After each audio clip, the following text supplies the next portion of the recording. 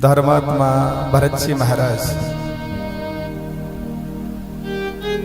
लंबे समय तक प्रजा का पालन करते हुए उनके मन में वैराग्य हुआ।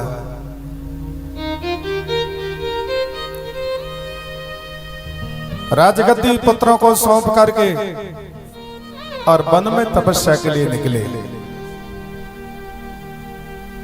और चलते चलते चलते चलते भारत की सीमा और नेपाल की सीमा जहां मिलती है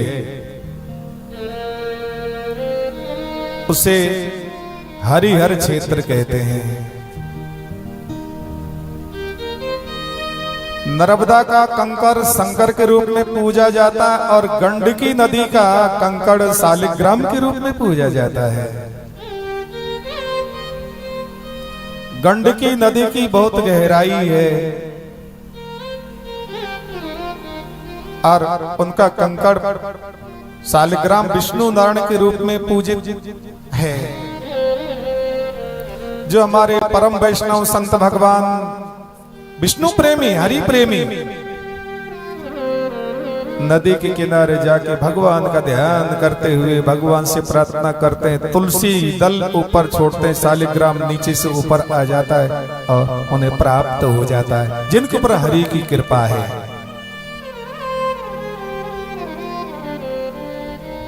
हरिहर क्षेत्र पुलहाश्रम और पर्णकुटी बना करके भरत जी तपस्या करने लगे।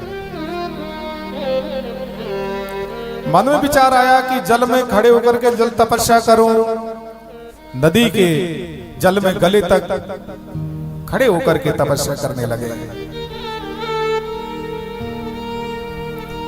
तो देखिए कर्म संस्कार फल दिए बिना समाप्त नहीं होते। उनके जीवन में घटना घटित हो जाती है। एक गर्भवती प्यासी हिरणी प्यास लगी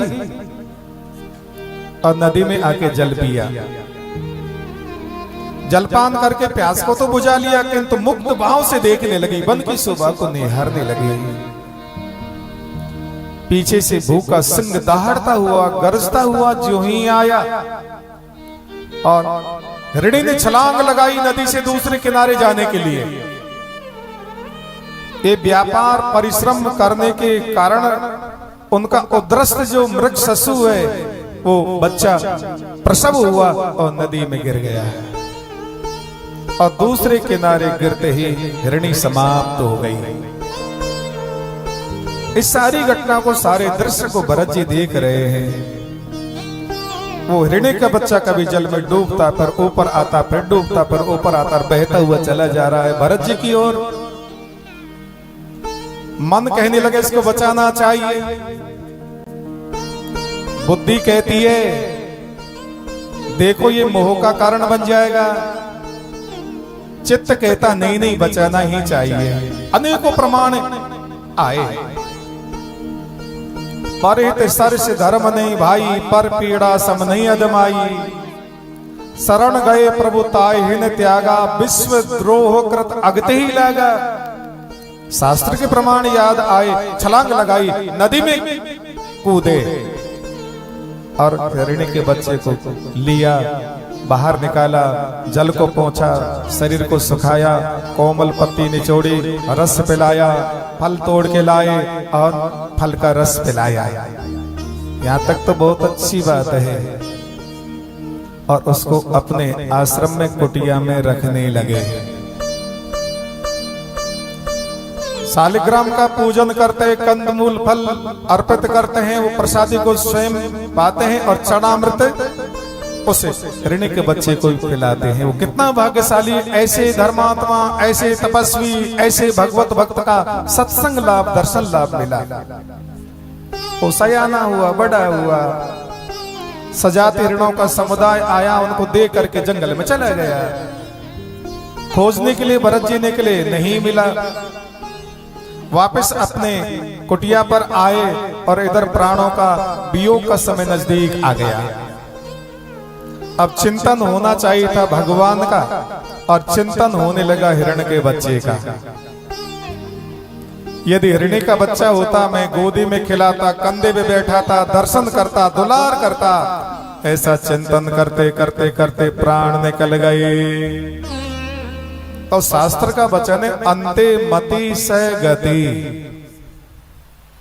अंतिम समय जब प्राणों का वियोग काल आता है, तो उस समय जैसा चिंतन करते हैं, जैसा सोचते हैं, उस शरीर की प्राप्ति हो जाती है।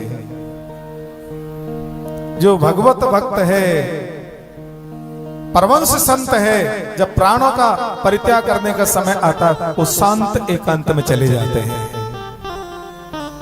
और हिरणी के बच्चे का चिंतन करते करते प्राण निकले और अगला जन्म हिरण योनि में उनको लेना पड़ा। किंतु सिद्धांत है कि पूर्व जन्म के संस्कार मिटते नहीं, भक्ति बीज पलटे नहीं। जो जुग जाए अनंत, ऊंचे नीचे कुल जन्मियों, हो ये संत को संत। पहले जन्म के संस्कार सुकृत बने रहते हैं, याद रहते हैं। और हिरण योनि में उनको बराबर याद है, मेरे से भूल बन गई। और सजाती हिरणों के झुंड से अलग कुटकाचल पर्वत की तलेटी जंगल झाड़ी में रह करके जब भूख लगती है, रूखे सूखे पत्ते चबा के भूख को मिटा लेते हैं। प्यास लगती है, झरने का पानी पी करके प्यास को बुझा लेते हैं। और श्वासों के साथ हराये नमः जाप करने लगे। और वो शरीर छूटा। अगला जन्म अंगिरा गोत्र परिवार में हुआ, सबसे छोटी संतान के रूप में, और वहां भी उनका नाम भरत ही रखा। 8 वर्ष की उम्र हुई तो पिता ने सोचा कि अब इनका जनेऊ संस्कार करवाया जाए, संस्कार करवाया जाए, गायत्री मंत्र देकर के संध्या बंदन सिखाई जाए। तो जनेऊ संस्कार करवा के गायत्री मंत्र को रटवाने लगे। तो भरत जी ने सोचा कि मंत्र को याद करके सुना दूंगा तो मुझे कर्म में ही फंस जाना पड़ेगा, मुझे तो ज्ञान में प्रवेश करना है। याद करके सुनाया ही नहीं। तो पिता को बुरा लगा, उन्होंने नाराज होकर कह दिया, क्या तेरी जड़ बुद्धि है। तभी से उनका नाम जड़ भरत हो गया। कुछ ही दिनों के बाद माता पिता स्वर्गीय हुए, देह अवसान हुआ। और माता पिता के चले जाने के बाद भाई और भौजाइयों का अच्छा प्रेम जड़ भरत जी के प्रति नहीं रहा। तो भाभी जी क्या करती हैं, जो कई दिन का रूखा सूखा बासी भोजन जो बचा कुचा रह जाता उनको खाने के लिए दे देती हैं। तो जड़ भरत जी तुलसी दल छोड़ करके भगवान को अर्पण करके पाते वही अमृत बन जाता है। तो सब भाइयों से सुंदर, बलवान, श्रेष्ठ है। तो भाइयों ने दूसरी सेवा दी, अपने भूमि को, खेत को समतल करने की। तो उनको यही पता नहीं कहाँ समतल ऊंचा करना, कहाँ नीचा करना। खनन कहे तो कूप बनावे, शिखर कहे तो मेड़ बनावे। अब भाइयों ने सोचा कि चलो फसल पकने की तैयारी है, एक मचान बना दिया, छोटे छोटे कंकड़ पत्थर रख दिए, ऊपर बैठा दिया कि पक्षी आवे तो उनको भगाते रहना। तो चींटी से लेके हाथी पर्यंत सब में भगवान, और भगवान को सब में देखने वाले जड़ भरत जी। भगाना तो दूर की बात, और क्या कहने लगे, खाने वाला राम, खिलाने वाला राम, तो रोकने का मेरा क्या है काम। झुंड के झुंड अपनी अपनी भाषा में चहकते हुए, कलरव करते हुए आए और सारी फसल को चुग डाला। देखिए किसान बार का बड़ा शोधन करते हैं। बुध वावणी शुक्र लावणी। कटाई का काम करने के लिए जैसे कि जाके देखा एक भी दाना नहीं मिला, सबको पक्षियों ने चुग लिया। तो भाइयों ने दूसरी सेवा दी, जो जंगल में दूर खेत है, जंगली जानवर फसल को, खेत को उजाड़ते हैं, वहां ले जाके बैठा दिया। भाइयों ने सोचा कि हाथ पैर नहीं हिलाए कोई बात नहीं, बजूकी का काम तो कर ही देगा। बजूका क्या करता, न स्वयं खाता है न दूसरे को खाने देता है। तो उस समय उनके जीवन में दूसरी घटना घटित हो जाती है। एक भीलों के सरदार निपुत्री कोई तामसी उपासक से मिले और उन्होंने कह दिया कि कालिका भवानी को प्रसन्न करिए, नर बलि चढ़ाइए, तुम्हें पुत्र मिल जाएगा। उन्होंने सेवक छोड़े तो देववसात उसी जंगल झाड़ी पहुंचे जहां जड़ भरत जी बैठे, पकड़ के ले गए, मालिक के सामने उपस्थित किया। बड़े राजी हुए, बड़ा सुंदर हाथ लगा।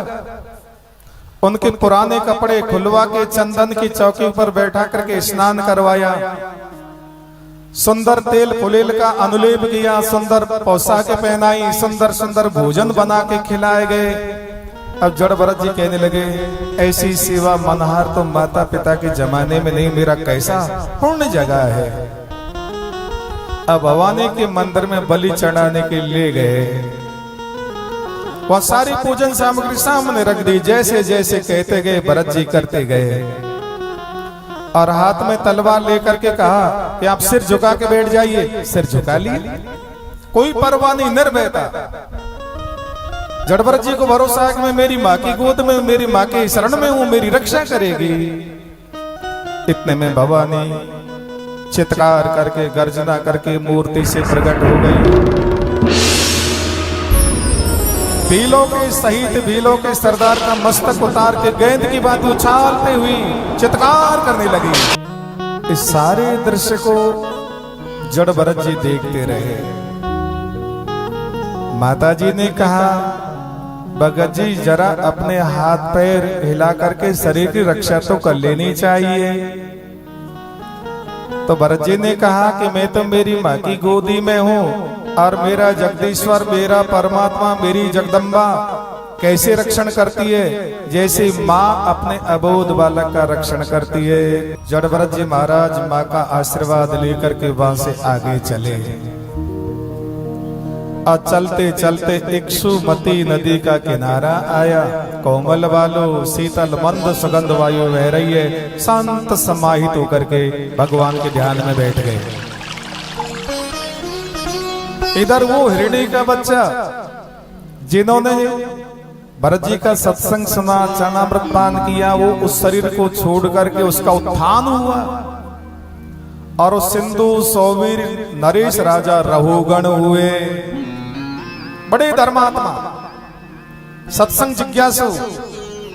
महीने की पूर्णिमा आए, पालकी में बैठ करके कपिल देव भगवान के आश्रम में सत्संग सुनने के लिए आते हैं। जैसी पालकी लेकर के राजा रहुगण आया, इक्षुमती नदी का किनारा, अकस्मात एक कहार को बुखार हो गया। उन्होंने कहा, मालिक साहब मेरी एक कदम आगे रखने की बस के नहीं, और कोई व्यक्ति ले आइए। राजा ने कहा, मेरा राज्य है, कोई व्यक्ति मिले पकड़ के ले आइए। तो सामने जड़ भरत जी बैठे, उनको पकड़ के लाए और पालकी में जोड़ दिया और पालकी को कंधे पर रख करके जैसे चलने लगे। नीचे को नजर है, दृष्टि है, कोई जीव इंसान नहीं हो जाए। कीड़े मकोड़े आते हैं, पैर को उठा के आगे रखते हैं और पालकी हिली और राजा का सिर बांस से टकराया और राजा को क्रोध आया और कुपित होकर के व्यंग्यात्मक शब्द बोल करके और जड़ भरत से आक्रोशित भाषा में बोलने लगे। तुम ठिगने हो, तुम लंबे हो, तुम मोटे हो, तुम पतले हो, तुम प्यासे हो, तुम भूखे हो, तुम्हारी पिटाई करके बुद्धि को सुधार दूंगा। अब जड़ भरत जी ने सोचा, वो हिरणी का बच्चा है जिन्होंने पूर्व जन्म ने मेरा सत्संग सुन करके राजा बना, जिज्ञासु है, और मैंने मौन व्रत ले रखा। यदि मौन व्रत नहीं छोड़ूंगा तो आगे संतों की महिमा घट जाएगी। ऐसे परम भागवत, ऐसे परम विवेकी ज्ञानी महापुरुष ने राजा की पालकी के कंधा लगा, फिर भी अज्ञानी रह गया। तो जड़ भरत जी महाराज ऐसे बोले, रहुगण गीता सुना करके आत्म बोध उनको कराया।